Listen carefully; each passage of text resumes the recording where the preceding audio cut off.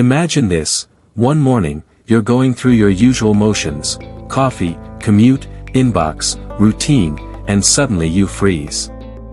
A strange feeling washes over you. You realize you've been moving through life like a passenger in your own body. You're present, but not really there. Maybe you're in your 30s, 40s, or beyond. You glance in the mirror and the face staring back feels like a stranger. The eyes look worn. The posture is slumped. And a quiet whisper cuts through the noise. What happened to the person I used to be? Here's the surprising thing. This feeling isn't new. Some of history's sharpest minds wrestled with the exact same emptiness. Marcus Aurelius, the emperor of Rome, spent his nights writing about the chaos inside his own head. Seneca, a man who had wealth and influence, openly confessed he often felt like life was slipping through his fingers. And Epictetus, born into slavery, discovered that true freedom had nothing to do with circumstance and everything to do with inner strength. 3 men, 3 wildly different lives. Yet they all arrived at the same conclusion. If your life feels fractured, you don't fix it by changing your surroundings. You fix it by rebuilding from the inside out. The Stoics believed that transformation happens on 3 levels. The way you think, the way you treat your body, and the way you tend to your heart. Neglect any one, and the whole structure wobbles. Strengthen all 3, and you become unshakable. Let's walk through those 3 pillars. Pillar 1, reclaim your mental space. Marcus Aurelius left us a simple but brutal truth: you have power over your mind, not outside events. Realize this, and you will find strength. Yet most of us have handed that power away without noticing. Our attention is sliced into pieces by notifications, algorithms, and the endless scroll. The voice inside that used to guide us gets drowned out until we can barely hear it. So the first move is to take back control of what enters your head. Give your mind a diet. Just as you wouldn't feed your body junk food every meal, you can't feed your mind garbage and expect it to stay sharp. For the next week, try this: the first 30 minutes after you wake up, consume something that sharpens you. Read philosophy, listen to someone who overcame hardship, study an idea that challenges you. Don't call it reading, call it mental training. Every thought you entertain is either building you up or wearing you down. Shift from goals to identity. Most people walk around with goals like, I want to be successful, or I want to be happy. But the Stoics didn't chase outcomes. They focused on character. Instead of asking, what do I want to achieve, ask, who am I becoming? Write this down somewhere visible: I am becoming, and fill in the blank with the person you intend to be, not someday, but today. Because identity drives action. When someone believes, I am someone who respects my body, they don't need to force themselves to eat well. It just becomes natural. Break the stories that cage you. We all carry silent scripts: I'm not talented enough. I don't have the time. It's too late for me. The Stoics called this ascent, the moment you nod along to the lies fear whispers. But here's the truth: those aren't facts. They're stories. And you can rewrite them.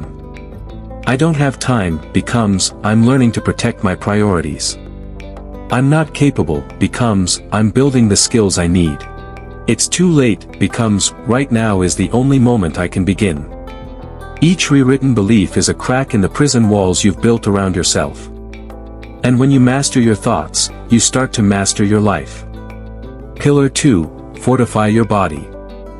Your body is not just a vessel, it's the vehicle that carries everything else. You cannot build a strong mind inside a neglected body. The Stoics understood this intuitively. Fuel with intention.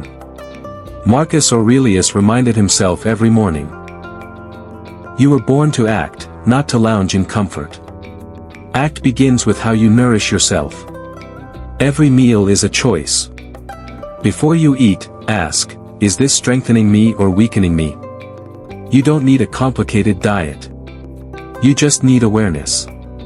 Each time you choose food that serves you, you're also exercising willpower, and willpower spills over into every corner of your life.